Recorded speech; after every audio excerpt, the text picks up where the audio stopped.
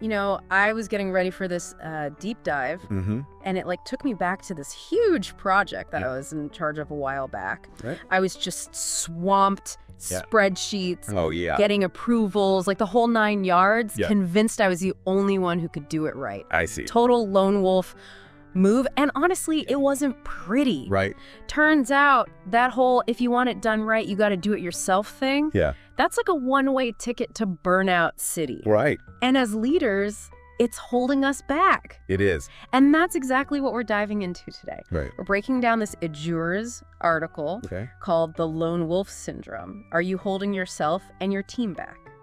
Get ready to rethink how you lead, because we're going to unpack why this lone wolf thing is such a problem, and more importantly, how to actually break free from it. What's fascinating is that it's not just about doing too much, it's a mindset. Right. It's this belief that you, and only you, can get things done right. Right.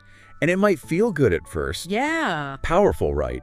Yeah. But it can really limit you. Yeah. And everyone around you. Totally. Think about your own team.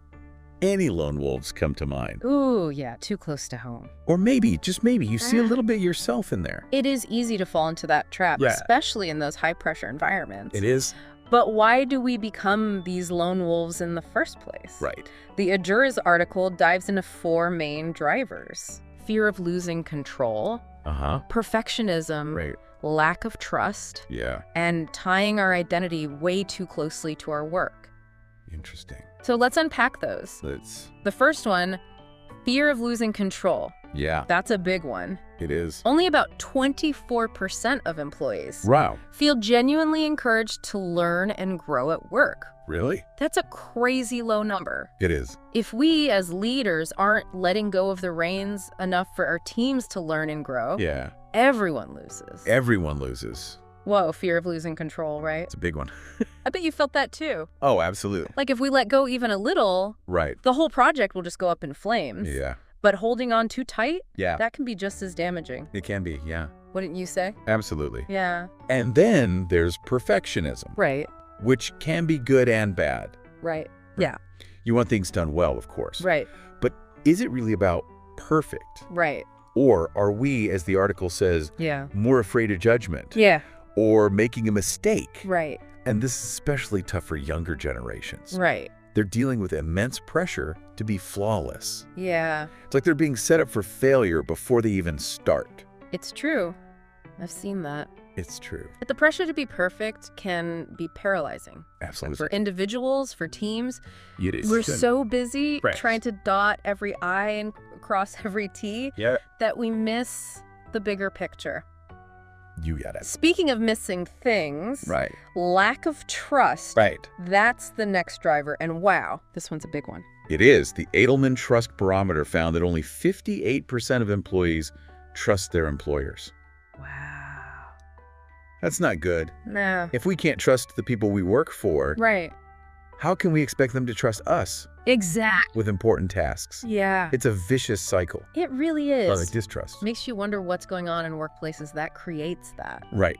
Exactly. But we can't ignore the final driver the article talks about. Right. Tying our entire identity to our work. Yeah. When our self-worth is all about being the hero. Right. The lone wolf who swoops in to save the day. Right.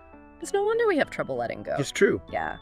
That kind of thinking is dangerous. Yeah. Leads to burnout. It prevents teams from reaching their full potential. Creates a bottleneck where nothing moves forward without the lone wolves. Okay.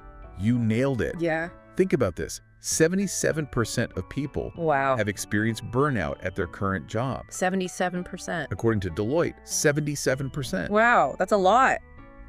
That's a lot. That's huge. And when you feel like you have to do everything yourself, burnout is inevitable. It is. It's like trying to run a marathon with a backpack full of rocks. Exactly. And it's not just feeling stressed or overworked. Right. This is deep depletion and cynicism. Right. Directly tied to your work. Right. The World Health Organization classifies burnout as an occupational phenomenon. Wow. Not just personal stress. Right. The workplace itself is a huge factor. It's true. Yeah. In many ways, it's like we're creating these lone wolves ourselves. Right. But the thing is, whether it's our fault or the workplace's fault, there are consequences. Right. The Azures article lays out 3 major risks. Okay. Burnout, stifled team growth, and missed opportunities because of inefficiency. Okay, so we talked about burnout being a real thing, Right. especially with that lone wolf mentality. It is, yeah. But tell me more about how this impacts teams. Sure. Because the article mentioned team growth being stifled. Right. And that's not good. It's a disaster. It really is. Yeah. When we, as leaders, fall into that trap of thinking we're the only ones who can get it done right, it creates a bottleneck. Right. It's like that manager the article talks about. Right. She was so overwhelmed, she ended up doing 60% of her team's work herself. She didn't trust them to get it right. Wow. And because she didn't trust them, they never got the chance to learn and grow.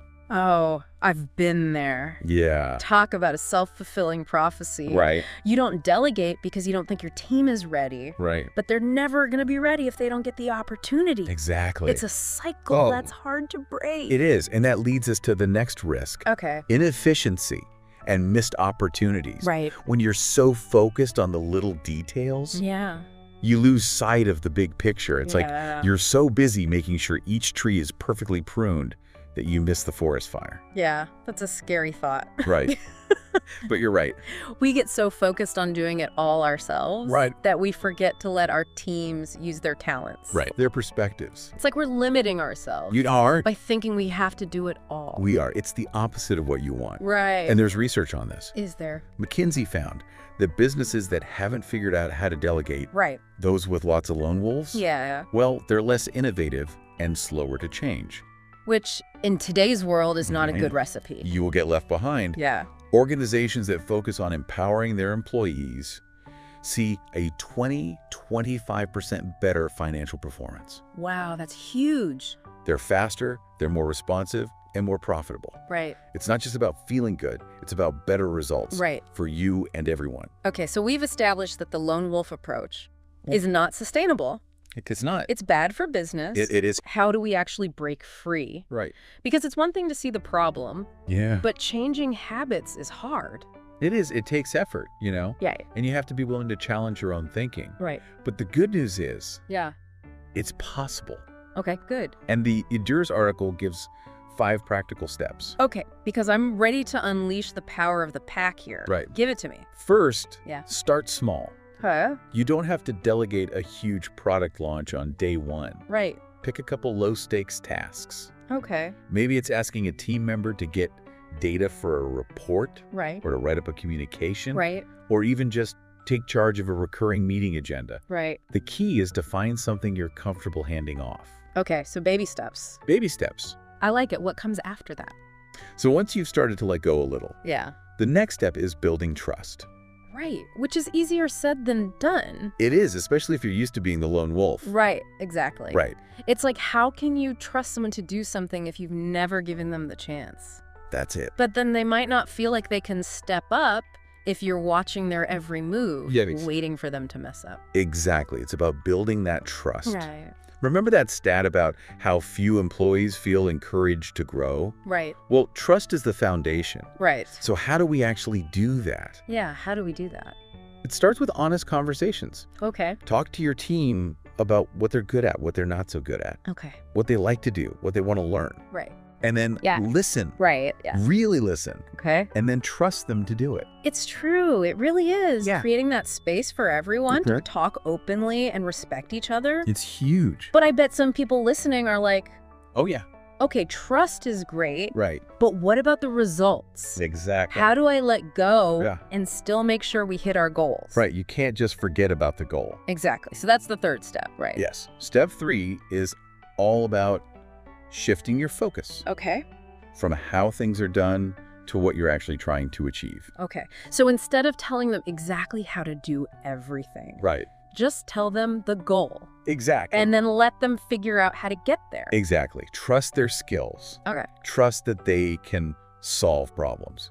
Because, and here's a thought. Yeah. Sometimes their way might be better. Right. Or at least just as good. Yeah, I used to think I had to micromanage. Right. But then I had this huge failure. Oh, no. I was so focused on getting this presentation formatted exactly right that I missed the deadline for the actual content. Oh, no. It was a disaster. Wow. That's when I realized that Letting go of control doesn't mean that the quality goes down. It doesn't. Sometimes it means you get to see how great your team really is. Exactly. But letting go is one thing. Staying involved is another. Right. It is. How do we make sure our teams have what they need to succeed? Right. Even when we're not doing everything ourselves. That's where step 4 comes in. Okay. Regular feedback and a commitment to growth. Delegation isn't just dumping work on someone else. Right. It's about supporting them. Right. Guiding them. Yeah. Giving them the space to learn. I love that. It's about investing in their future. Exactly. Not just getting things off your plate. Right. Okay, so we've talked about starting small, building trust, focusing on outcomes, and helping people grow. Yep. So what's the final piece here? The last step is the most important. Okay. It's all about realizing that delegation is a key leadership skill. It's not weakness. Yeah. It's not giving up. Right. It's about realizing that the best leaders empower others. That is powerful. Yeah. Because it's not about being the hero. It's not, no. It's about creating a team of heroes. Exactly. And remember we talked about how organizations that empower their employees, a 20-25% better financial performance. Huge. Letting go of the lone wolf mentality is good for everyone. It's good for us, and it's good for business. Exactly. When you have trust, collaboration, shared responsibility, everyone wins. Right. You can focus on the big picture. Yeah. Your team is happier and more engaged. Right. And your organization is more innovative and adaptable. This has been great. It's time to ditch the lone wolf and embrace the power of the pack. I agree. We've covered a lot. We have. But I want to leave you with this. Okay. The article talked about the downsides of being a lone wolf, right? Right. But are there times when that go-it-alone style is actually good? That's a good question. And if so, how do we know when to use it?